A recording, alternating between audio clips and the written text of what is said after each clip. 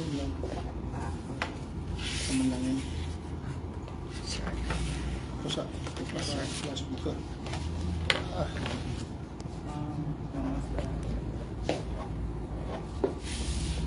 Yes.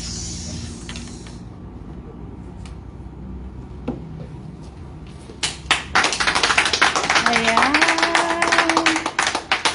Yung dalawang kapal niya.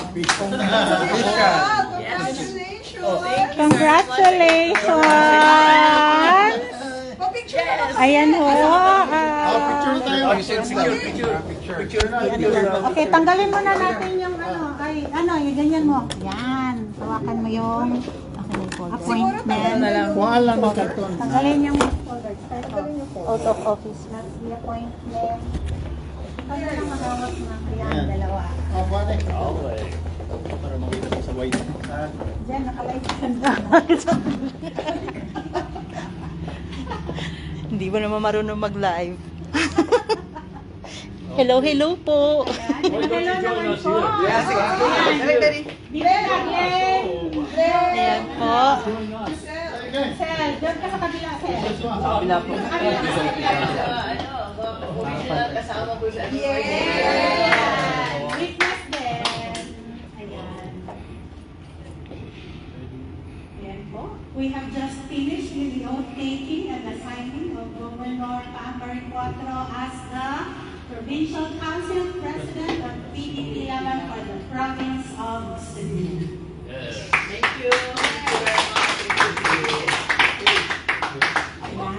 Baka may statement si Sek Ali.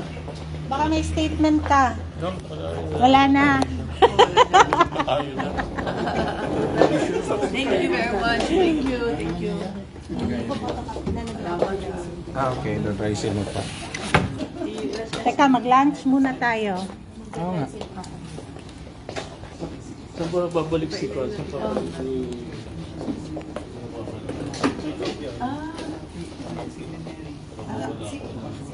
Si Amy? Ayan, ang nag-administer ng oath ay si Vice Chairman Alcosi, witnessed by our Secretary General, Attorney Wendell Avisado, and of course, Legal Committee Chairperson Yvette Contacto, mga MRRD original na mga member, Giselle Luy, Glenn Neri, Maluluy. Ayan.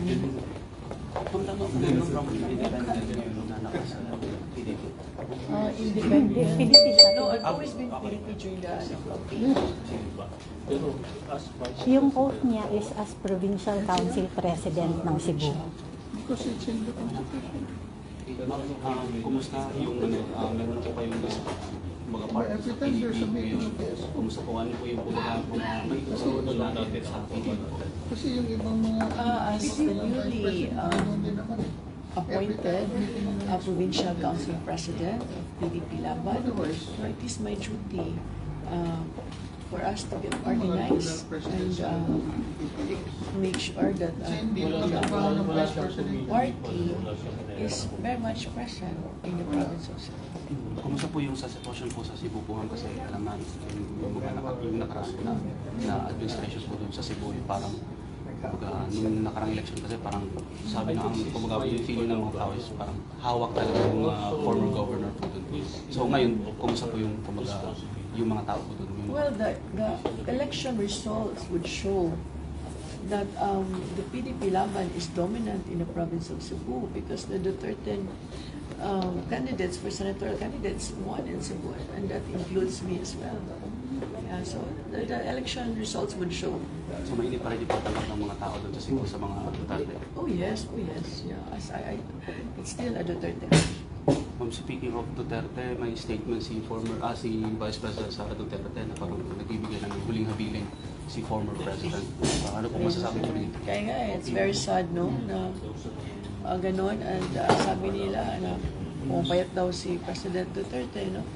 If you remember during my campaign, I said there was a statement na di bali na hindi manalo basta lang ibalik si President Duterte.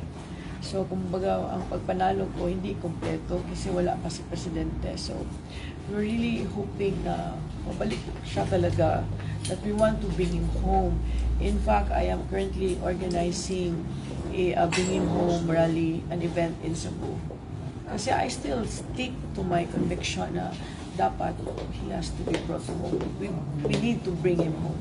Ma'am, ang mga anak ni former President Duterte nagsasabi na hindi tama yung pagkakakuha sa kanya. In fact, sinabi nga ni Vice President Duterte na Sara na kininap yung tatay nila. So ano masasabi po ninyo sa administration po ngayon na ang talagang pasimuno po nito, ma'am? Masasabi ko lang, we need to bring him home. I was one of the first responders when Tatay Digo was kidnapped to The Hague. I was having a meeting that time, so we right away went to Plaza Independencia and opposed the move sa pag-kidnap niya. Ma'am, balikan ko lang yung sa PDP kasi nung during sa election may mga sabi-sabi na parang hindi buo yung PDP nung nakarang election. Pero ngayon, ma'am, ano pong masasabi po niyo para lang po sa mga... With my leadership in Cebu Province, buong-buo, and I will make sure that buong-buo ang PDP laban. Thank you, ma'am. Thank you very much. Yeah. Ma'am, pwede ka ma-guess mo niya sa SMNI sa live review? Anong oras? Anong oras? Ayan. Okay. Some other day. Some other day na lang ha. Mag-zoom tayo. Wala naman Ayan. problema Dito sa akin. PDP, kami ay nagpapasalamat sa lahat ng mga taga-probinsya ng Cebu sa inyong panindigan kung saan pinanalo ninyo ang Duterte at higit sa lahat pinanalo nyo ang Governor Pam Baricuatro. So today, nandito tayo sa National Headquarters ng PDP para sa oath-taking. Katatapos lang yung oath-taking. Sorry, hindi ko na-live kasi I was a witness, but abangan ninyo po ang posting ng kanyang actual oath-taking sa PDP na page, sa aming official page ng PDP Laban as the Provincial Council President of Cebu. So we will be expanding our membership efforts. Ito po si Astra Pimentel, the PDP Membership Committee Chairperson. So, abangan po ninyo ang aming mga gawain dyan sa Cebu, and we are looking forward. Alam nyo, mula pa noon, PDP Cebu has always been one of the strongholds of our party, and with the election of Governor Pam Baricuatro na talaga namang partidista talaga, no, na totoong nanindigan simula pa noon nung panahon na pinatakbo namin si Tatay Digong as President, pinatakbo natin si Tatay Digong as President of the Republic of the Philippines. Governor Pam Baricuatro has already been a part of the MRRD NEEC, yung parallel group of PDP that started it all. And even right now, ang kanyang paging presidente ng PDP Cebu Province. And syempre babatiin namin si Mayor Mike Rama na hindi namin nakasama ngayon kasi meron siyang previous appointment, our Vice President for Visayas Region. Hello Mike Rama, Mayor Mike, and alam namin na patuloy pa rin at hindi ka nagsusurrender sa iyong mga gawain for the liberation of Cebu. And ayan po, thank you so much for joining us here this morning para sa ating oath-taking ceremony and pinning ceremony for Governor Pam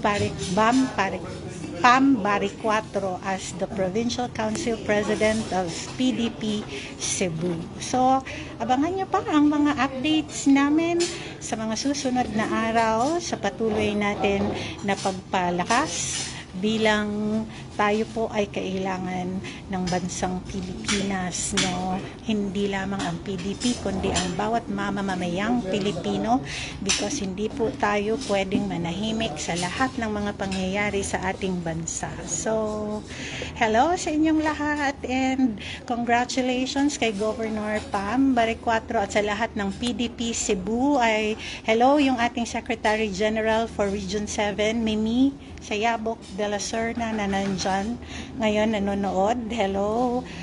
Hello, Ann Josenelia. See you soon. Kapatid Mai. Hello. Marilu Veloso Galanzoga of Leyte. Hello. Pai Pia of Davao. Hello. Leones Lenaza. Hello sa inyo. Pete Oko. Thank you so much for watching. And Endat Braga. Hello sa inyong lahat. And sa lahat pa ng ating mga kababayan who's joining PDP. As I said, pwede nyo pong i-email ang PDP at pdp.nationalcouncil@gmail.com, or you can follow us on the page of PDP Laban with blue check. You can leave a message on Facebook. You can also visit our website. Pwede niyo pong i-check kung ano yung mga ginagawa natin at ano ang mga updates ng PDP. So, watch out, and we will be conducting a nationwide prayer rally for bringing PRRD back home alive. Magpo-post po kami ng notice, and we hope that you will be joining us wherever you are all over the country para sa ating susunod na malaking prayer rally to bring him back home. So, ayan po. Ayan ba? Asan na si tatay? Namimiss na natin si tatay. Ayan si tatay, oh. Hello, tay. Rest assured, just as what Mayor Baste Duterte has said, we will not surrender at hindi namin iiwanan kung ano yung sinimulan mo, kundi magmumultiply ang lahat ng taong pinukaw mo na mahalin ng tunay ang bansang Pilipinas. Ayan. Girly Tolok, hello. Leonis Linaza, hello. Villanueva Amore, hello sa inyong lahat. Saima Talikop, Joel Trinidad, hello. Marilu Fuentes, hello also. Ayan po.